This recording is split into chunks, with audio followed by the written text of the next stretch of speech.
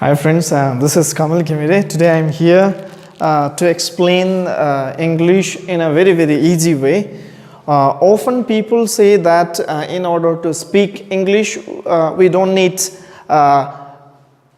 grammar, but then without grammar I don't think you will be able to speak correct and good English. Even if you manage to speak, but you will not be able to write. So today before I start this lesson, I just would like to tell you about what is textual and contextual studies. Now, textual studies means student they focus more in the book or what is written in the book, that's all. But on the other hand, contextual studies means student they tries to understand what actually that is. So the side effect of textual studies is you will somehow mug it up and somehow rote memorize and write in your examinations day. But then when you have to materialize that one, you will not be able to materialize that one. So that is the problem. So on the other hand, if you do the contextual studies, it will help you when you are in need of that. So basically it is all about understanding. So let us see this in a very easy way, what is actually parts of speech. So this is going to become the skeleton for us, for our let us say the blueprint for us for the upcoming videos that I am going to upload to help you all. So today we are going to see only the definitions in a very easy manner of 8 parts of speech. Let us see noun first. Now, in textual studies, if we ask or if I ask even my students, I am in this field teaching English from last 5 years in a good schools and also in a skilling training centers. So when I ask my students, often they give me the definition. Noun is a naming word of a person, place and thing, rote memorize. But when I ask them what is the meaning, how you gonna use it, but you know they become answerless. So here today we see what actually noun is. Noun is actually the name of anything. Name of anything. Any name. It can be India, it can be Samir or any other names. Any other names. So noun, you don't need to mug it up. Noun is just a name. That's all. So let's move on to another one. Number 2, pronoun. Now, pronoun also works as noun. But then, in absence of noun comes. So instead of saying Samir, we can also say he.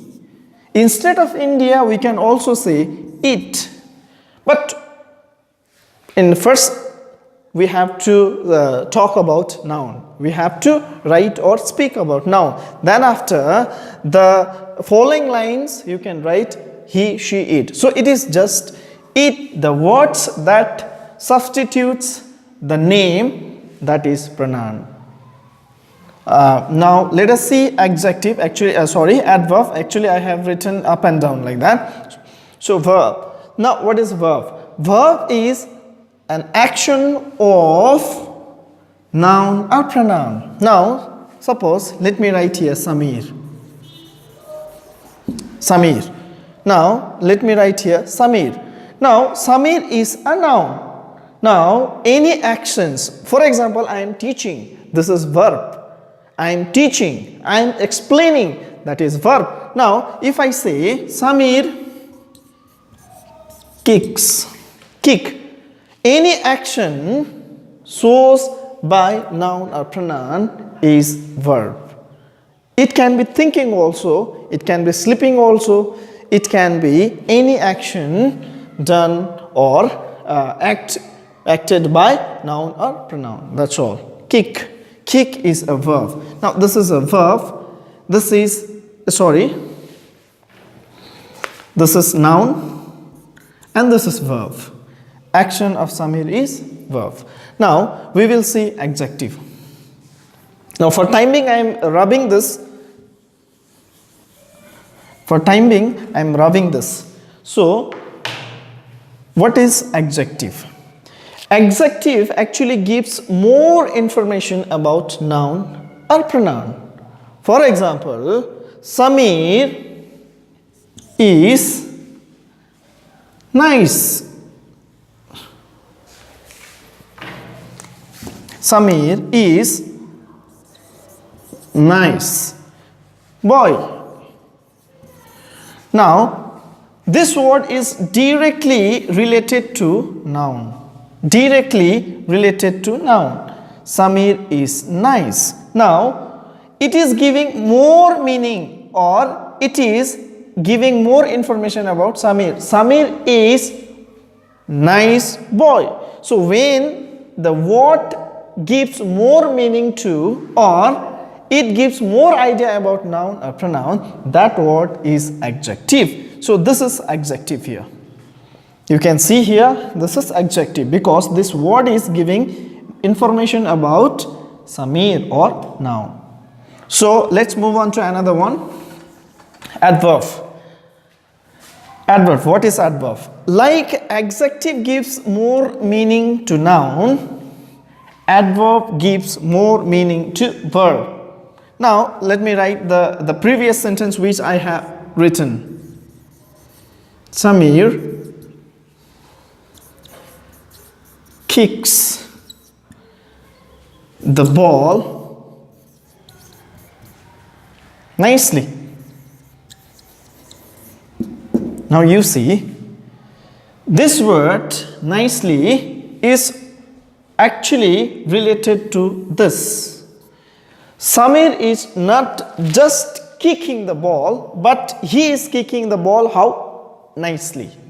So, nicely is adverb, because when the word is associated or gives more idea about verb or action of noun, that is actually an adverb. So this is adverb because this word is related to verb.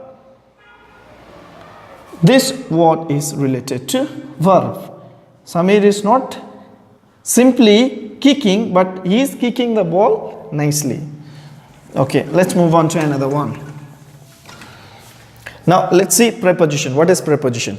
Preposition is a word which shows the relation of noun and pronoun with the other words in the sentence. Preposition. For example, let's say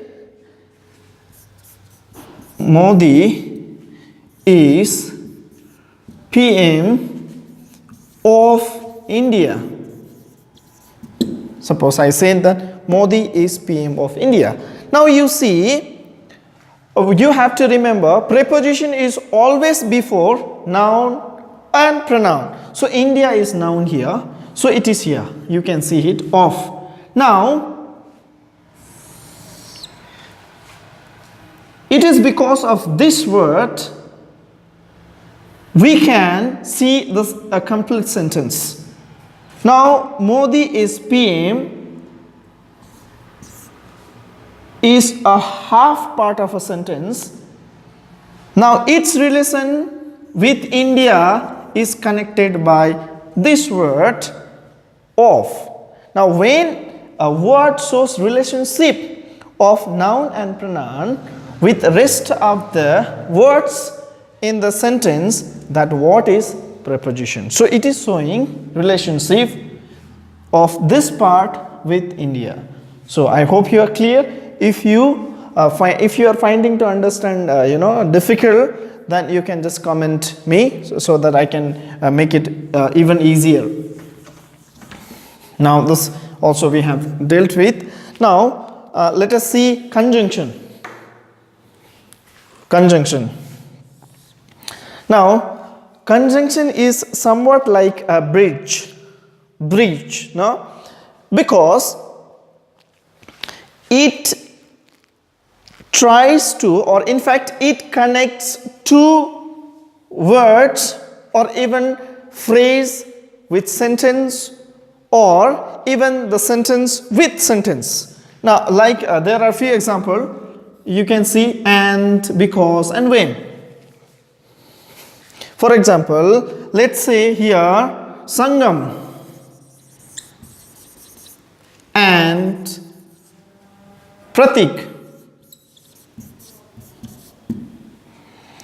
Sangam and. So it is joining Sangam and Pratik.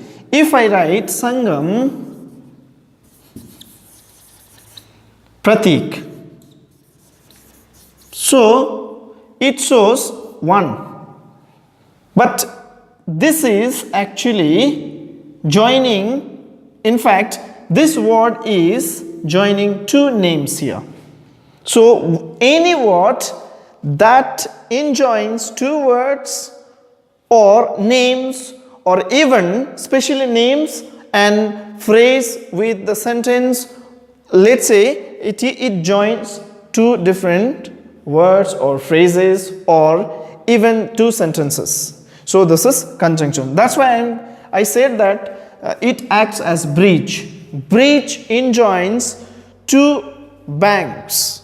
So like that only, conjunction enjoins 2 words or phrase with sentence or sentence with sentence. Now final one, we come to interjection. Now what is interjection? Interjection is a feeling which comes suddenly. We can also say a sudden feeling. For example, if somebody pinches you, you say ouch or because you don't know that, before only you are not prepared for that. So when the actions takes place, that time the feelings comes all of a sudden, and that feeling is called interjection. For example, you can see here sudden feeling, ouch, alas, bravo, all these are interjection. You have to remember, whenever you are using the interjection word, then you have to write, you have to give the sign. The sign is called exclamatory sign. Exclamatory sign. So let me explain you this in a gist. Let us have a short revision. Noun in one words. Noun is name of anything. Pronoun is a word which substitutes noun. In absence of noun, pronoun comes. So now verb. Verb is an action of these 2, either noun or pronoun. So any action of these 2. Now adjective is, it describes or it adds more meaning to this noun or pronoun. So now adverb is, it adds or describes more meaning to the action, how the action is being done. That one is here adverb. Now preposition. Preposition is a word which shows the relationship of a noun and pronoun with rest of the words.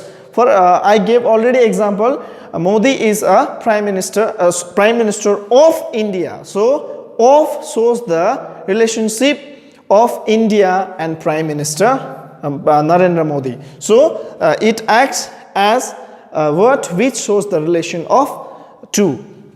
Now conjunction. Conjunction acts as the bridge. I said a bridge, connects one bank to another bank. Exactly like that only. Conjunction also joins noun with noun. That means name, words with words, phrase with sentence, or sentence with sentence.